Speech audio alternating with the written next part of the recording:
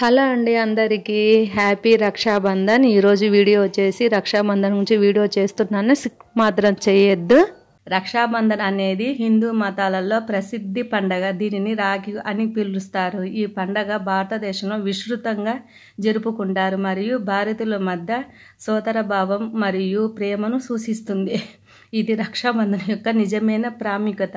హిందూ మతాలలో రక్షాబంధనం అనేది తోబుట్టుల మధ్య స్వచ్ఛంగా మరియు బంధాన్ని చూపించే బంధంగా నిర్వహించబడింది. సాధారణంగా ఈ ప్రత్యేక హిందూ పండగ హిందూ క్యాలెండర్లో ఆధారంగా శ్రావణ మాసంలో పౌర్ణమి రోజున జరుగుతుంది. తోబుట్టుల మధ్య ఉన్న అసాధారణ సంబంధానికి ప్రాముఖ్యత ఇవ్వడానికి మరియు భారతీయుల మధ్య సోదర సంబంధానికి ప్రతీకగా ఈ పండుగను జరుపుకుంటారు. అంతేకాదండోయ్, అసలుకి రక్షాబంధన్ వేడుకను ఎవరు ప్రారంభించారో మీకు తెలుసా? నోబుల్ కవి రవీంద్రనాథ్ ఠాగూర్ 1905లో బెంగాల్ విభజనను వ్యతిరేకిస్తూ ఈ పండుగను జరుపుకోవాలని ప్రోత్సహించారు. ఈ పండుగ ద్వారా వివిధ వర్గాల మధ్య బలమైన బంధాన్ని ఏర్పరించాలని ఆయన కోరారు. హిందువులు మరియు ముస్లింలు ఒకరి చేతులకు మరొకరు రాఖీ కట్టుకోవాలని ఆయన ప్రోత్సహించారు. ఇది సోదరభావం మరియు వారి సంఘం పట్ల ప్రేమకు ప్రతీక. ఈ పండుగను జరుపుకోవడం బ్రిటిష్ పాలకులకు వ్యతిరేకంగా మరియు బెంగాల్ను విభజించటానికి మరియు హిందువులు మరియు ముస్లింల మధ్య విభేదాలకు వ్యతిరేకంగా చేసిన శక్తివంతమైన ప్రయత్నం. రక్షాబంధన్ గురించి చరిత్ర. ఈ పండుగను ప్రారంభించిన చరిత్రను వివరిస్తే అనేక కథలు భారతీయ చరిత్రలో మనకు కనిపిస్తాయి. రక్షాబంధన్ కథ ఈనాటి హిందూ పురాణాలకు మరియు హిందూ ఇతిహాసమైన మహాభారతానికి సంబంధించినది. శ్రీకృష్ణుడు తన వేలును కోసుకున్నప్పుడు ద్రౌపది తన చీర నుండి ఒక గుడ్డను కట్టుకుంది. అది రక్తస్రావం ఆగిపోయింది. ఆ సంఘటన ద్వారా గుడ్డ ముక్క పవిత్రమైన దారం అవుతుంది మరియు రక్షాబంధన్ యొక్క నిజమైన ప్రాముఖ్యతను సూచిస్తుంది. బాలిరాజు మరియు లక్ష్మీదేవి గురించి కూడా ఒక ప్రసిద్ధి కథ ఉంది. ఇది రక్షాబంధన్ యొక్క మూలాన్ని కూడా వర్ణిస్తుంది.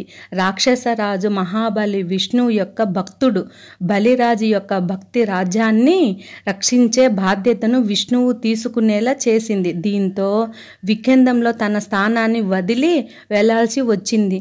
శ్రీ మహావిష్ణువు భార్య అయిన శ్రీ లక్ష్మీదేవి తన భర్తకు దూరంగా ఉండలేక బ్రాహ్మణ శరణార్థి వేషధారణలో మహాబలి కోటకు చేరుకుంది.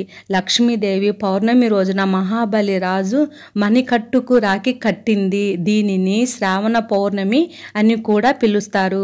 వాళ్ళు చూసుకుని సబ్స్క్రైబ్ చేసుకోండి. ఈ వీడియో కానీ నచ్చితే లైక్ చేయండి, షేర్ చేయండి. రక్షాబంధనం యొక్క ప్రాముఖ్యత. రక్షాబంధనం అనేది రాఖీ అని కూడా పిలుస్తారు. భారతదేశంలో జరుపుకునే అత్యంత ప్రముఖమైన రాఖీ పండగ. దేశమంతటా కుల మతాలకు అతీతంగా ప్రజలు ఈ శుభదినాన్ని జరుపుకుంటారు. రాఖీ లేదా రక్షాబంధన్ వేడుక రక్షణను సూచిస్తుంది.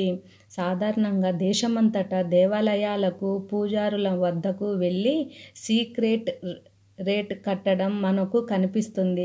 వారణాసిలో కాలభైరవ ఆలయంలో ప్రజలు తమ మణికట్టుకు నల్లదారాన్ని కట్టుకునే గొప్ప వేడుక ఇది. జమ్మూ కాశ్మీర్లోని వైష్ణవదేవి ఆలయంలో రక్షాబంధన్ సందర్భంగా ప్రజలు తమ నుదిటికి ఎర్రటి పట్టిని కట్టుకునే దృశ్యాలు మనకు కనిపిస్తాయి.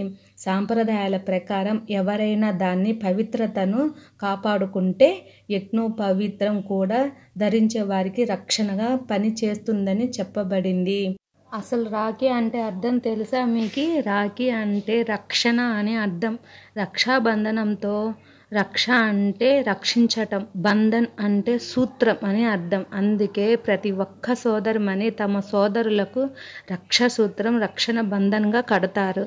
తమ సోదరులందరూ ప్రతి ఒక్క పనిలోనూ విజయం సాధించాలని కోరుతూ వారి జీవితంలో ఉన్నత స్థానానికి ఎదగాలని కోరుకుంటూ ఎర్రని దారాన్ని తయారు చేసి చేతికి కడతారు. అదే సమయంలో వారికి ఏదైనా తీపి పదార్థం తినిపించి వారి నుదుట వీర తిలకం పెడతారు. అనంతరం హారతి ఇచ్చి వారి క్షేమాన్ని కోరుకుంటారు.